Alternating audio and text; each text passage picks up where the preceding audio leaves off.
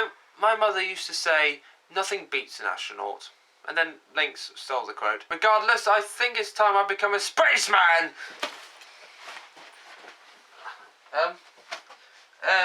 Where's my space helmet? Mom! Where's my space helmet? Ah. The intro isn't gonna work. Frick! So, Cloudwellers, you may have heard about the new Lynx Apollo and their claim that nothing beats an astronaut. Well, they've obviously not heard of Heather Graham, or Cloud Kicker, or discos. I love discos.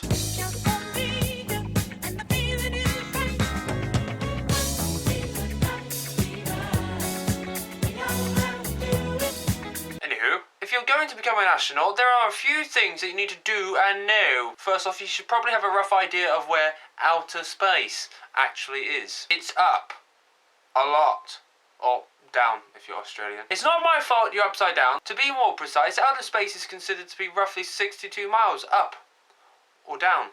That's the same distance as London to space. I couldn't find out what was 62 miles away from London, so I had to use space as the pun. I'm sorry, okay?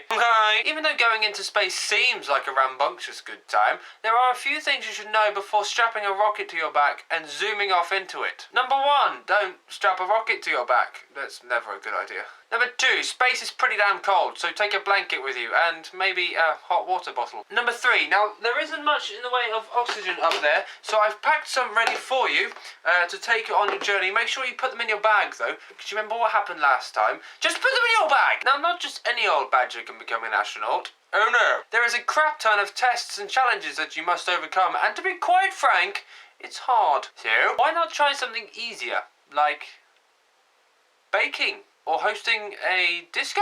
I love discos.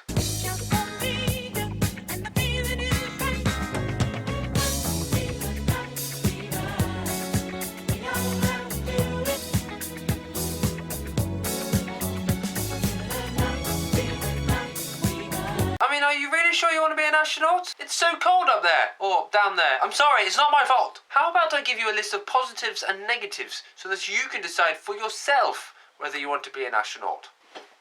Tough, I'm going to anyway. I'll start with the negatives because it's always good to get past the bad things. It's bloody cold up there, or down there. I feel like I've mentioned this at some point during the video. I imagine the Wi-Fi isn't very good, and it can get really lonely up there, or down there. It would be like seeing the world through my eyes.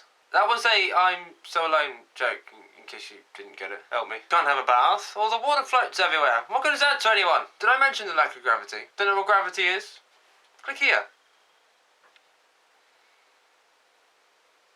Now for some positives about being in space. It's seriously freaking awesome. Like, oh my god, oh my god, I'm in space. You can look down on Earth, or up if you're Australian. I'm sorry. You get to wear a badass spacesuit, as modelled by this here Lego man.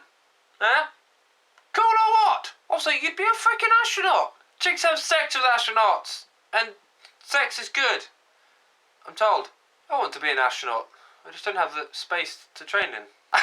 That was a poloing. These space puns are out of this world. Okay, I'm gonna stop now. I apologise. Okay, I'm sorry. Jeez. I need to get serious on my ass. Help me.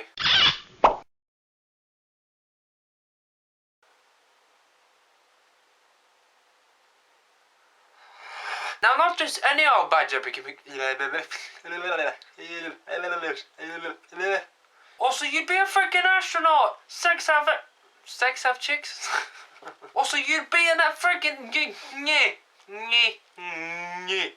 Words.